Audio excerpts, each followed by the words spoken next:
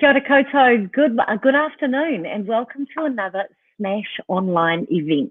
My name is Anne-Marie Case-Miller and I'm thrilled to be able to welcome you and introduce our guests today.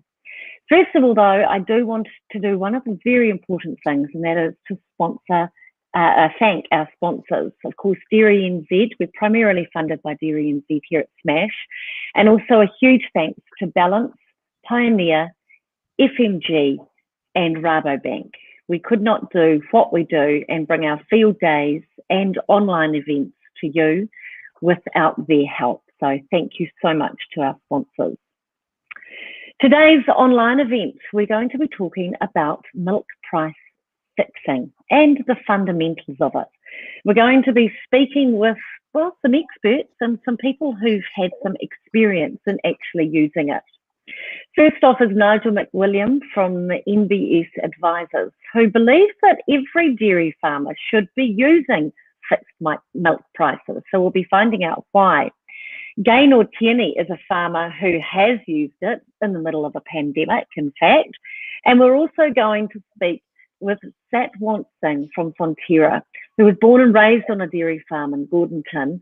And we won't hold the fact that she now lives in Auckland against her. She's currently an innovation manager within the on-farm excellence team in Farm Source, and she's been with Fonterra for about 15 years. So we're rapt to have her here today with her knowledge. So I'm going to hand over to Gaynor now, who's got a whole stream of questions to ask Nigel and Satwant about milk price fixing. Afternoon, everyone. I am hoping that my internet's not too delayed for you here today. So I'm just going to crack off really to talk about our experience before we get into what the experts have got to talk about with milk price. Up this season, had never used it before and hadn't really looked into it in any detail over the last couple of years that it's been available, the tool for us to use. So this year, the offset of the pandemic kicking in, a lot of unease about where milk price was going. We've just purchased another farm. We wanted some level of stability within our business going forward. So we chose to fix our milk price whilst we were loading up trailers and everything else in the middle of April and May to shift farms. And so probably not the best of time to make a decision around this kind of stuff. And it, depending on what people think with the 7 in front of the payout today, is obviously going to be a cost exercise for us, but actually it's been a really, really good lesson that we've learned along the way. And so we looked in about 30% of our milk price in, I think, was it April, May, June. And so that's ended up fixing us at about $6 on 30% of our milk price. And we were really trying to cover our downside risk to the business. We'd calculated with the new property and our other income coming in from the other dairy farm that we really wanted to have a $6 milk price.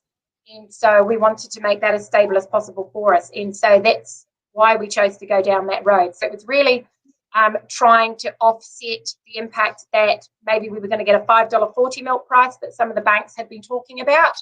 And so obviously, we've now landed where we are. Milk price has incrementally been climbing over the course of the last 6 to 8 months. And you could say, and lots of our friends are saying, you know, with the benefit of hindsight, would you have done something like that? And hey, look, there was going to be 7 in front of the milk price. Of course, we wouldn't have gone and locked in the milk price around the $6 mark. But some of the things that we did learn is absolutely the importance, which Nigel and Satwant will talk about, which is do your homework, being prepared with your budgets, and having discussions with banks and other people was really, really important for us at that time. So that's that road that we chose to go down, and here we are now. So obviously with the people with the resident experts in our little room that we're all sitting in here or in our separate rooms. I suppose, Nigel, for lots of listeners out there and for people like me that probably didn't do the level of background reading that I should have at the time, and that just came to a timing thing for us. What exactly is fixed milk pricing, and how does it all actually work? Sure, I'll speak to that now actually. So I'll just flick up a few slides just to make it a bit easier for people to follow. But firstly, it's a privilege just to be asked by Smash to have a discussion around fixed milk price today. My comments are as a director and shareholder of a spray irrigated dairy farm in the South Island. So I'm actually using it and have been doing it since its inception. Also, as a chartered accountant, I'll make some comments around that as well, just through my presentation. But I do have a restricted capacity under the Financial Advisors Act 2008. That fixed milk pricing is a financial instrument. Chartered accountants are limited in their advice in that space. So I am limited to what I can talk about in regards to advisory, but this is my opinion. So it's not personalised advice. So with that said, I can't be sued now, so I can say what I like.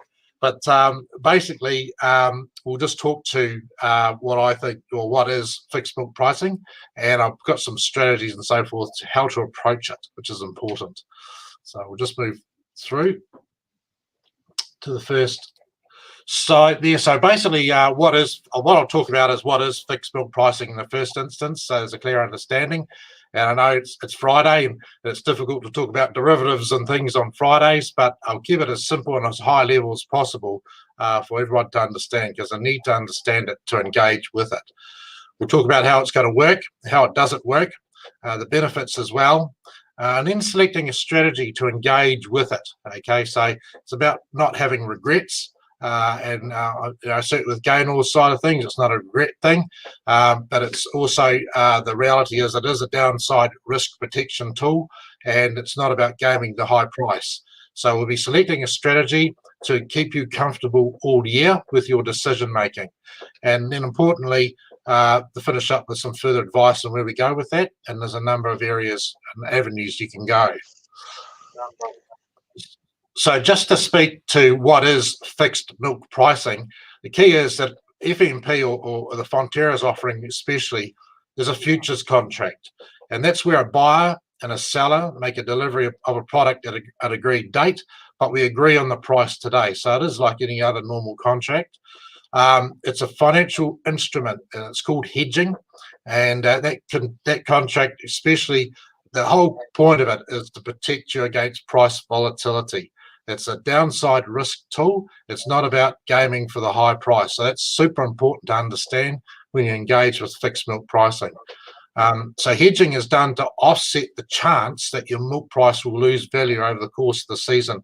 And we all know that it does.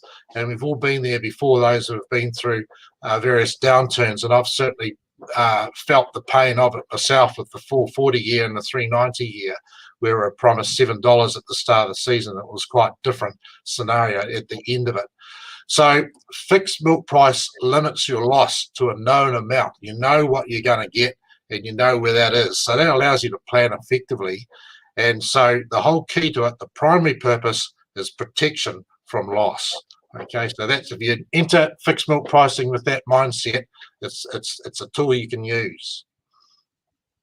So I guess when we look at the risks of why we engage with fixed milk pricing in the first instance, it takes 15 months to get paid effectively with your last cent from your production. It covers 2 seasons, and within those seasons there's demand fluctuations, obviously the climate risk, currency volatility, which Fonterra talked about today with their announcement. And also they talked about changes in world milk production in the Northern Hemisphere. It's very real. So point 2 and point 3 and point 4 are very real right now. Trade restrictions are upon us, and they may, who knows what might come out of that. Look how Australia's been affected with China at the moment. We've got to tread carefully in how we move forward in the next 12 months in that space.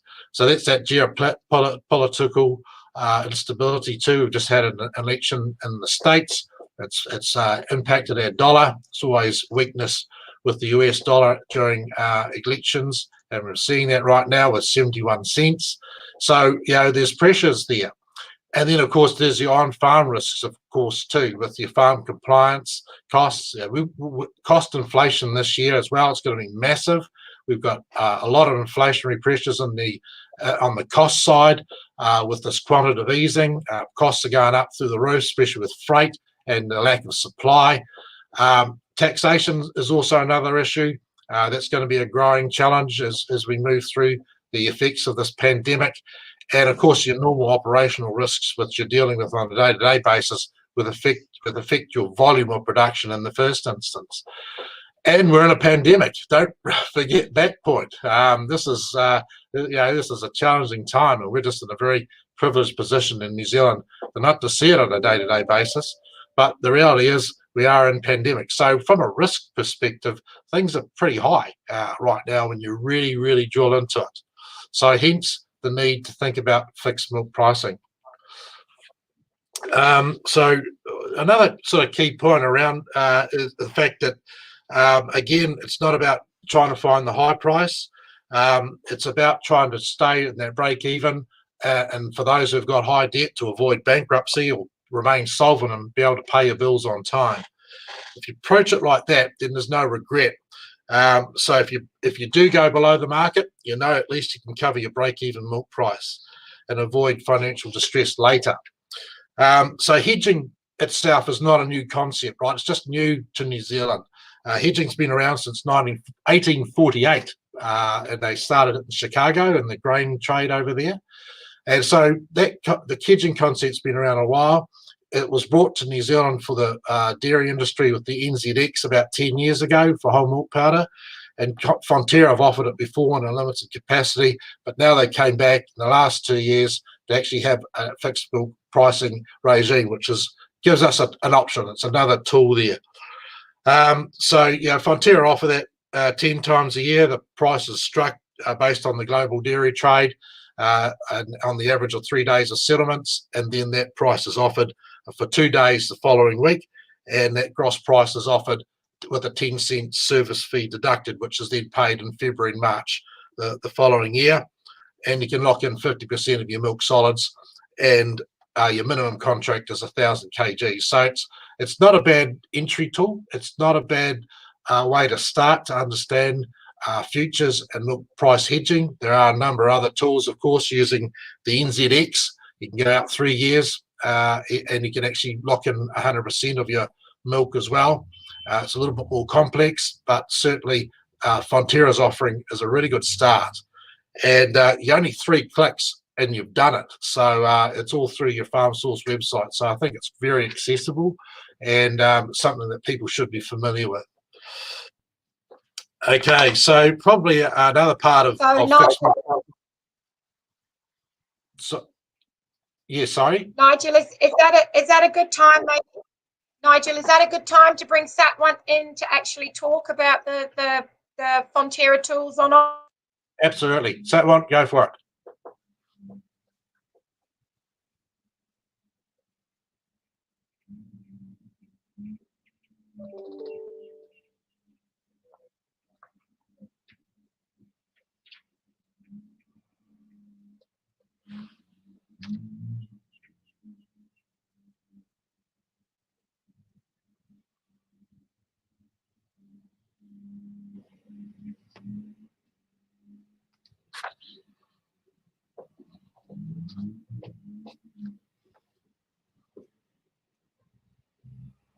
Satwan, I think you're on mute. I can't hear you. Sorry. Oh, hello. Is that better? Yep, gotcha. It is now. So there's me talking away. Yep. Okay, start again. So I'm just building on what Nigel's already said. So in summary, the fixed milk price tool is quite simple. You got 10 opportunities throughout the year to fix your milk price, starting from our first event for the season starts in March, all the way through to December, and you can fix up to 50% of your estimated production. So that you could fix some of it all of it in one event, or you could do a small amount throughout those March to December events. That's up to each individual farmer. And also it is as simple as just logging in and going to the fixed milk price page and putting in how much you'd like to participate or how much you'd like to fix. Keeping in mind that each event is a separate agreement. A key thing to remember when you are looking at applying with our fixed milk price is to ensure you have the right login. So you have to make sure that you have access to our Farm Source website and that you're an owner. I have owner access. That's quite a critical point. But other than that, it is literally a couple of clicks and you have got your agreement. But the important bit is to make sure you do your homework and talk to your accountant and financial advisor before you participate. So Satwant, if I was just to go online and go through that mechanism, have you got the kind of checks in place as people go through to to save, I suppose, themselves just going on there and pressing buttons and locking in their milk? Do you have lots of information available on your web pages to enable people to read through all that kind of stuff? You do? Yes. Yep, there's definitely warnings and things to be checklists before you kind of participate and key considerations before you click that final submit button.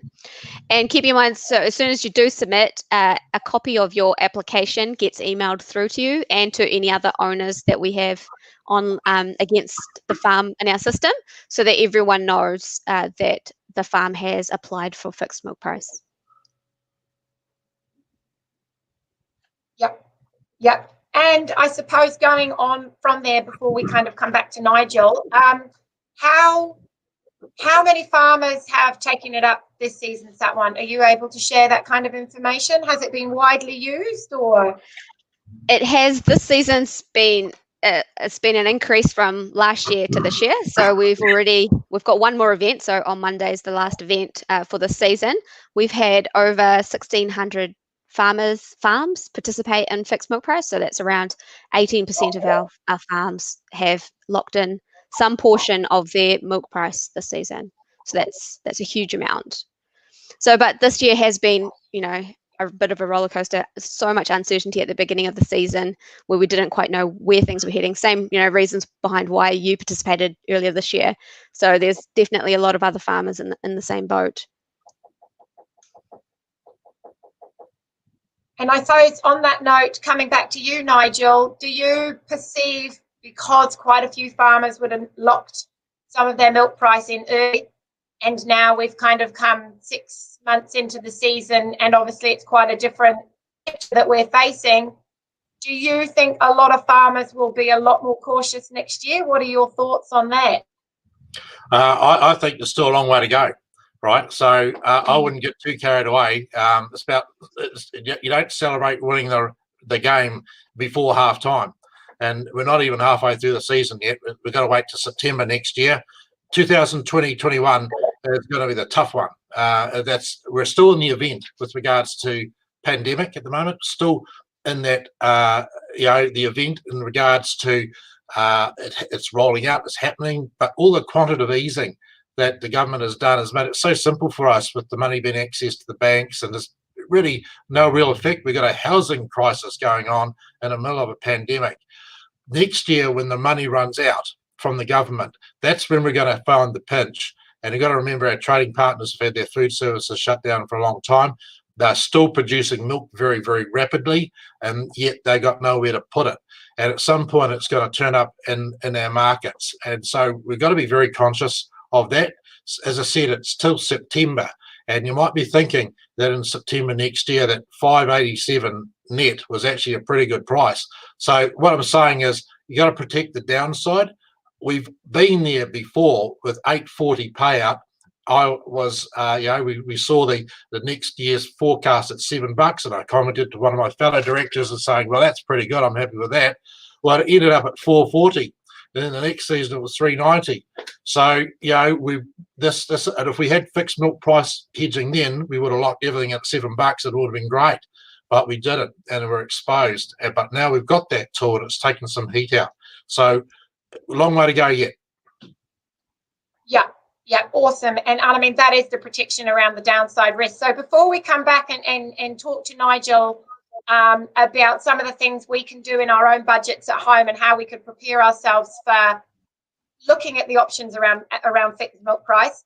So a question's come up, and it's regarding the service charge that is attached to the Fonterra fixed milk price. And basically, as it says there, would have thought 2 cents would be more sufficient. So could you explain to us what a service charge is, what it currently is with Fonterra, and why it would be set at that rate? So we currently charge a 10-cent service fee. So it's 10 cents off the average price that's discovered or from the NZX milk futures from that Wednesday, Thursday, Friday. That 10 cents covers basically administration costs and the cost of running the whole program. That is reviewed annually, so we do keep an eye on that to make sure that it is the right amount.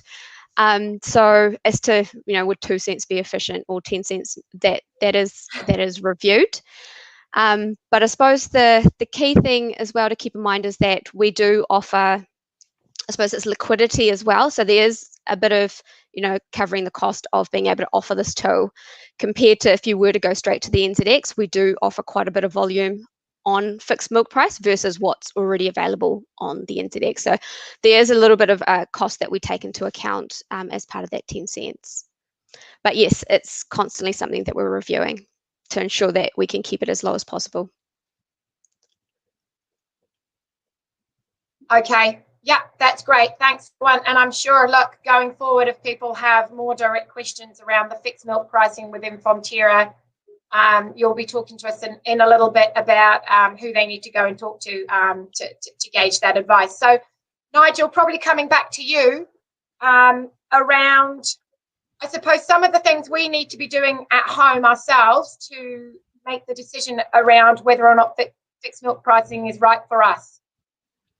Yeah, absolutely. So I'll flick back to the slides now, just to bring some structure to it. So the key thing is, another point is the tax side of things, just for everybody to be aware of that.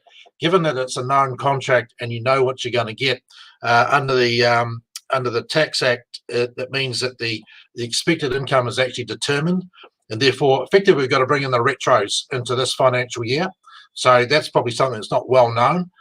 So there will be tax implications on the fact you'll be paying tax on your next year's retros in this financial year. So it's a timing difference only for those just starting out, and it rolls itself out obviously. And then you do get your cash in, of course, so you get the money to pay your terminal tax on that extra bump in payment on your retros by the following April. So it's just to be aware of that there is a tax implication with fixed milk pricing. So certainly some benefits around it, though. I mean, my key point is it reduces risk around financial distress. Okay, so it manages downside. That's the key. It takes the volatility out of milk price, and it can be argued that there hasn't been volatility in milk price in the last 4 years. And I actually concur with that. But the reality is there could be going forward, and if there's any jitters in the market, that's where you start to look at fixed milk pricing with regards to developing a strategy on how you approach it. And I'll talk about the strategies in a moment. But the benefits is certainly with high debt. The reality is if you're over $30 a kilo, fixed milk pricing must be a no-brainer because it'll help you stay in the game to avoid bankruptcy, pay bills on time, stay solvent. For average debt guys and farmers with regards to 21 to 25 kilos of debt sort of thing, you get that confidence with your bank for ongoing support. And what that does mean that you can do your budgets, you can hit your budgets, the banks know you're going to do your budgets with income, and you can negotiate on interest rate on that basis or get longer terms. You just get greater confidence with your bank, and we've certainly noticed that for those who have engaged with FMP, that the credit pressures come off and they have actually saved money on the expense side rather than just worrying about what they've locked in on the income side. And certainly for low debt farmers, you can focus on profit margins on your feed. So I'll talk about that strategy in a moment. But it's about certainty of income. You can plan with confidence. You know what you're going to get. You can budget on capital expenditure and you know you can work within your means. And as I said, it's not just limited to Fonterra. Sat once picked on that. NZX offers some products as well, which are quite sophisticated, and you can go out 3 years. They're really, NZX is quite a good gauge on actually how the markets are going, because it does go out 3 years, and it helps you make decisions whether you're going to engage with Fonterra's product or not. And just today, I mean, the season's saying it's 7.02 on the futures today, and Fonterra came out this morning saying they're quite happy with their midpoint at $7. So there you go. There's a good gauge for a start. Okay, so just moving through strategies itself. Okay, so how do I engage with fixed milk pricing? Well, there's a number of ways to do it. And the first one really is the obvious one is not to participate at all, which is actually a strategy. That's a strategy in itself, and you just take your advance rate and roll through the season. But in order to engage, and you say, look, how do I actually make a meaningful decision where I don't have any regrets with this thing, is that you need to establish your break-even milk price. Okay, so that's your start point. Where's your break-even point? And I've just put up a little example there of what that might be with a typical farm, where your farm working expenses are $3.40, grazing's 40 cents, labour, debt servicing and tax and drawing. So your cash outgoings are $6.90. You take out your stock sales and your dividends. If you're Fonterra this year, we've got 5 cents, which is great. So that leaves our break-even milk price at $6.35. Okay, so that's our bottom line. That's what we've got to protect, and that's how I engage, $6.35. So if we look at that on the strategies above, so how do I achieve $6.35? So we can look at 3 strategies around that. One of them is continuous hedging. Next one is profit margin trading, where we target a high point, or we just look at targeted expenses. So the simple default really, if I've got a $6.35 milk price, is to simply continuously hedge throughout the season. So an example is if I've got a 100,000 kilo farm, therefore I can lock in 50,000 kilos. That way there's 10 trades with Fonterra during the season, so that's 5,000 solids I can lock in every month. And I've just put a little example up there where if I did it right from the start of this year, asked for 5,000, there was different allocations throughout the year, because generally when it got up to about 680, the people were chasing it. Okay, so it's hard to get your full allocation. So there's 45,000 kilos I could have locked into the end of November. One more trade to go. Out of that, I've got 30,700 locked in just through my allocations from Fonterra. By various net trades there, moving across the page from left to right, it shows that I've locked in $195,000 worth of revenues at an average price of $6.37. So I'm happy with that on that basis, and I've locked in 31% of my milk solids at my break-even milk price. So that takes that regret thing off the table. I'm cool with that because I know I can cover my break-even milk price with those decisions. So it's more of a default policy rather than a sophisticated policy, more of a sophisticated policy, which I'll speak to now, which is profit margin trading. And so what effectively that is, it's looking at where the seasons have been in the past. So my little graph there shows pay up has fluctuated, as I said, 840 to 390, which is the tough years, and then it's been reasonably sort of steady for the last 4 seasons, and it looks like it's going to be good again this year at this point. So when you look at that, you develop a bit of a range. It's an average of $6.14 over those 7 years, so that actually puts a little bit of perspective with it on the whole range of those dates. And so you look at saying, right, I'm going to target a milk price I'm going to engage with FMP.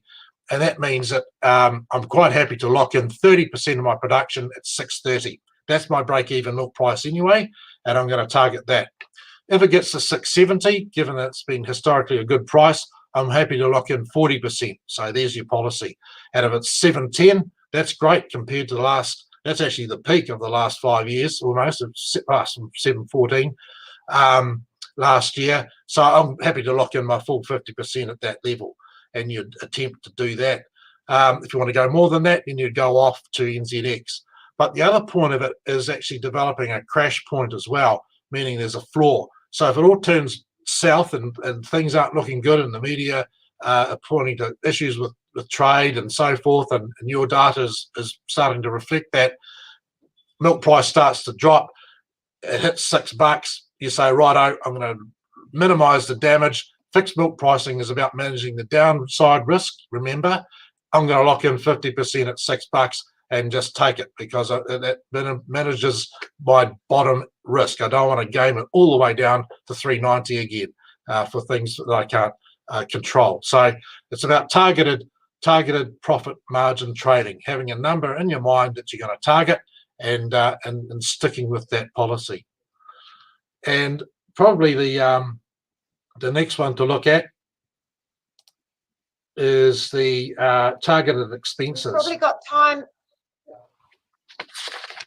Yep. So target expense. Time, Nigel, maybe for one or two more slides. Yep. Sure.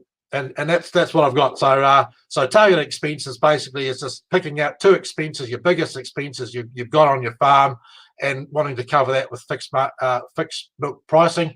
I've given the example of feed and debt servicing, say $2.90 across those costs on your 100,000 kilo farm, 190,000 to cover it.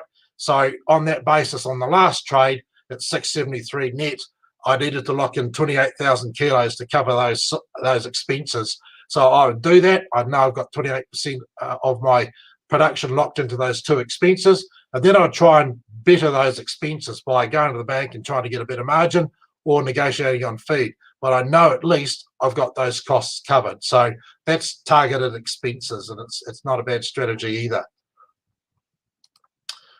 Okay, so that's sort of some strategies if there's some questions around that, and I've got some areas to go to with some further advice as well. Okay, so cool. So with just a couple of minutes to go, I just want to say to anyone who is out there listening, if you want to ask any questions, now's the time, to both Nigel and Satwant. But so I'll hopefully wait for those to come through. But I have one for Satwant, and it's around, obviously based off some of the numbers that Nigel's been given us. If I was to lock my milk price in with Fonterra at this next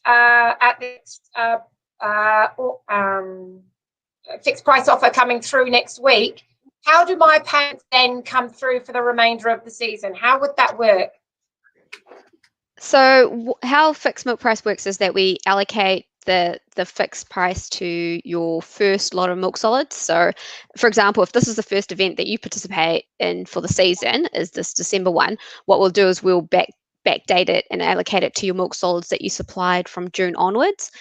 And then basically how the payments work is that you ride the advance rate schedule up until you hit your fixed milk price. So if the fixed milk price is below the farm gate milk price, your retro or your retro payments will stop slightly earlier.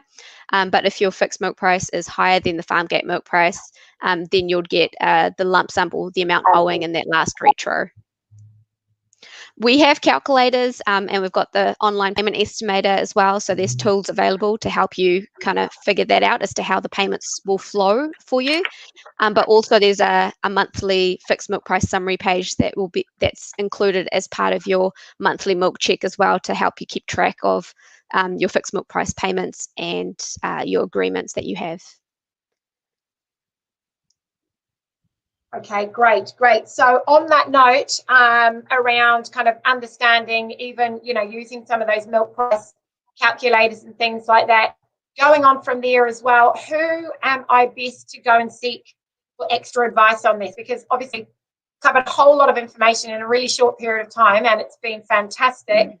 But if I want to go and actually make a call, maybe for to whether this is the right way for me, I need to talk to. So Nigel, first, I suppose, who's out there? Yeah, absolutely. So just on my last slide there, already, Fonterra staff, obviously, they got the product knowledge around their existing product. It's a very good product. Chartered accountants, shout out for them and us, to calculate the break-even milk price to help you do a budget to actually know your number. Also talk about the risk side of things. We can't advise on actually taking a product, to be clear on that, but we can certainly talk about the risks and the need to do that. Your bankers, certainly with regards to cash flow, you can get a bit of a guide from them anyway, how they're feeling about your business and whether the fixed milk pricing is right for you around cash flow certainty. If you go to NZX, you're going to have to talk to them anyway, because you need to have a margin account to work with them. And so that's, again, a different complexity there. Brokers, I guess that's your next point of call with NZX. They've got the independent knowledge. And, of course, your peers, your fellow farmers, like today, about their own experiences. So I guess that's sort of what I'd go to.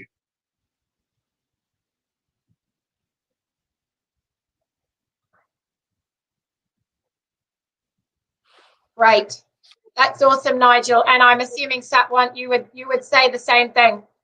Yeah, those are with your Fonterra hat on.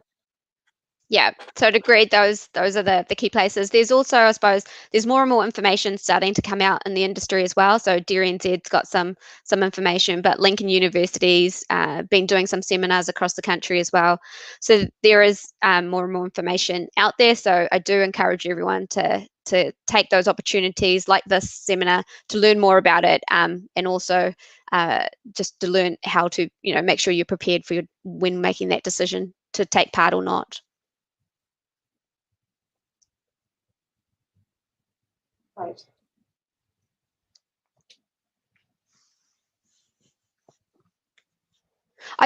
One point I just wanted to make. Great. Sorry, I was just going to cut in. There was a comment there around someone saying that they didn't participate because of winter milking. Well, they considered it, but winter milking wasn't good because they were winter milking. One key point I wanted to make around the fixed milk price is what you're actually fixing. You're fixing like the base or the starting point of the average farm gate milk price, but your individual, like your fat and protein adjustments or your capacity adjustments, volume adjustments, all that still applies to your milk price. So you're not actually fixing the $7. You're getting $7 plus and minus all your individual farm adjustments. So if you've got a winter milk premium or winter milk contract, that premium will be on top of your fixed milk price.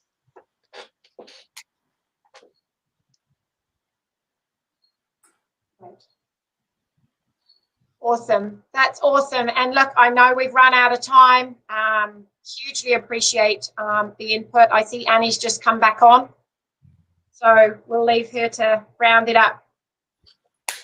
I just want to say thank you so much for all your advice, and it was an interesting discussion, and so many good points, so many things to think about. I definitely think the first stop is a chat with your accountant and Fonterra rep, but also chatting with other farmers who've been there and done that. I think that's a worthwhile exercise as well, and getting their opinion. Thank you so much again to Nigel, Satwant and Gaynor, and also, of course, to our fantastic sponsors, FMG, Dairy NZ, Rabobank. We can't do it without them. Also Pioneer and Balance.